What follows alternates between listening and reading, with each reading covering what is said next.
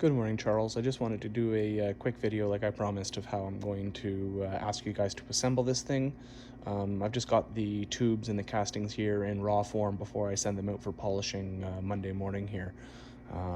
So just gonna kind of cut up this video into multiple sections. If you have any questions, just let me know.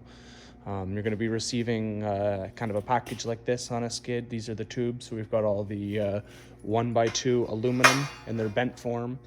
The two side perimeter tubes, 2-inch diameter, 1.90 OD, and then a curvature for the front tube. Showing the sawhorse is laid out, roughly 10 feet between them. One perimeter tube, another perimeter tube. One of the first things I'd recommend you doing is just kind of unpacking all the castings and laying them out.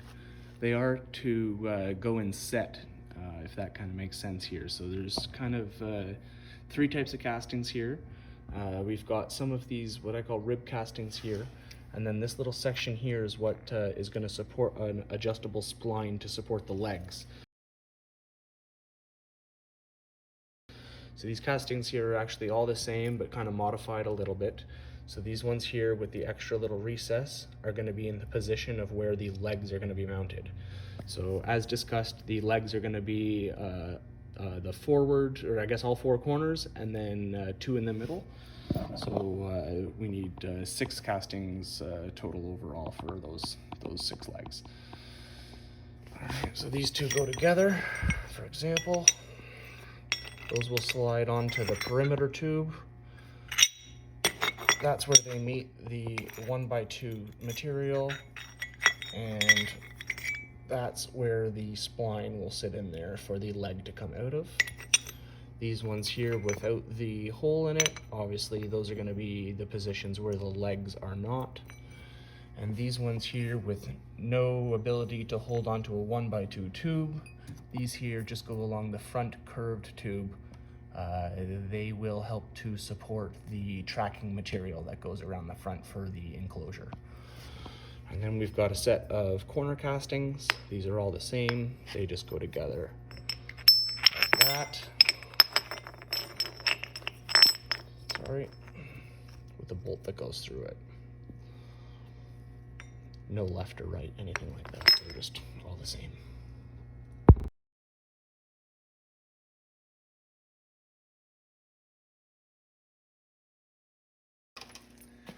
For the perimeter tubes, those are the straight tubes, round, 2-inch diameter, roughly 1.90. They've got threaded holes here where the corner castings are going to go. The corner castings will just simply slip into these holes, and then you'll lock them in place with some set screws loosely until you get the angle properly adjusted. Just a quick little sketch here shows us we've got 1, 2, 3, 4, 5 horizontal rib tubes. We've got the 2 perimeter tubes, the bent at the front. Here's where our the corner castings we just saw are installed. Connect the rounded front to the side tubes. And then we're going to connect our rib castings. Places marked with an X will be the location for the castings with the spline for the legs. This is where the legs will be coming off of the top of the hardtop in these 3 positions. All 4 corners, 1 in the middle. Tubes will be spaced out 25 inches on center. Overall dimension, 116 inches, 114 wide.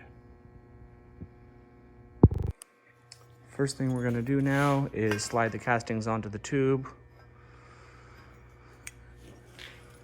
In the drawing, each 4 corners are going to have the castings that will support a leg coming off of them.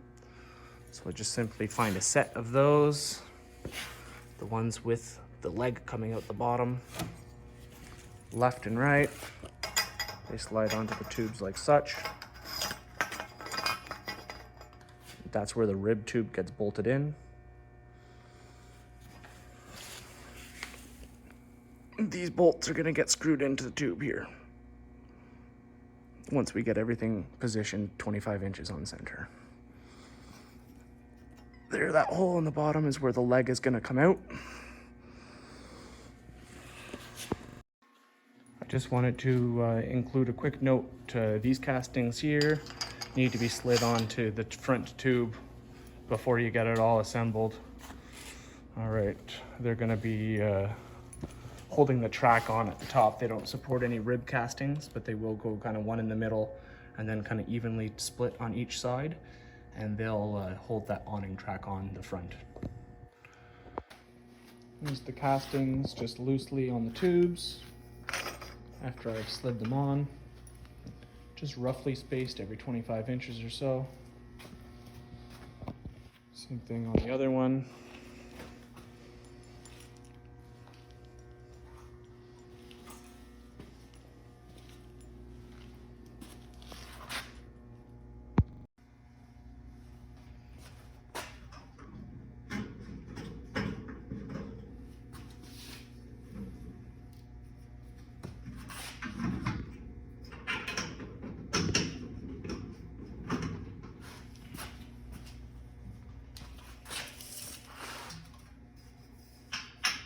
Inches on center.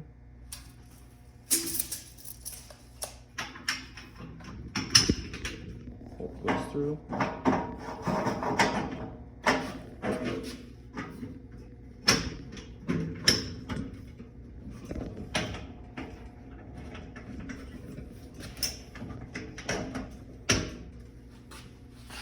Washers and nuts. 25 inches.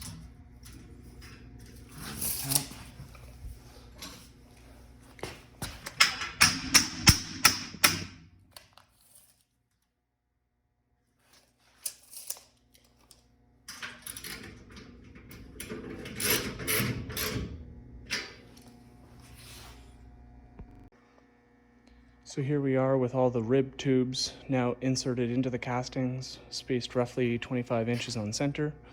We'll confirm that 25 inches before we put the bolts through. So the casting slid onto the perimeter tubes. The rib tubes go into that casting. 5/16 bolt goes through, spaced every 25 inches.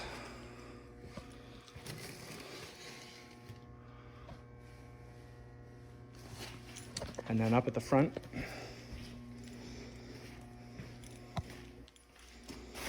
we've got the front vent tube connected with the corner castings, bolt going through the center. Currently, you can see that the front kind of bend is just kind of floppy. We're going to correct that angle right now. To get the front, I guess I call it the brow tube, or the front bent tube, the right angle, I just simply laid a straight edge. You could use like a 2x4 just across the top of the ribs. I raised the angle of the tube until it made contact, set a stand underneath it, and then I will just use an Allen key and I'll tighten up the set screws nice and snug all the way around at all these joints to ensure they're nice and tight.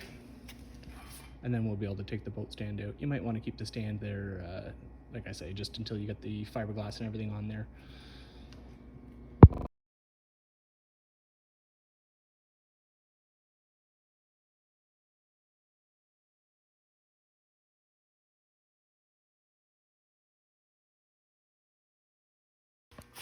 And then wherever there's a hole, we'll just insert a 1/4 bolt there, use a lock washer, both holes, tighten them up all the way along.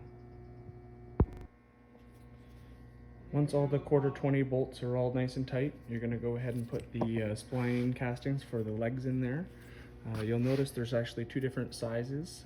One has been turned down a little bit more, is a little bit skinnier than the other. So one's the top, one's the bottom, which will fit into the tubes. That one fits into the tubes. Smaller one, shorter one, fits up here, just into the side of the casting like this. It'll allow you to rotate that depending on the angle you need to meet the connection to the cap rail. And we'll just simply put them in place with a couple of set screws here. You can use an Allen key to kind of snug those up.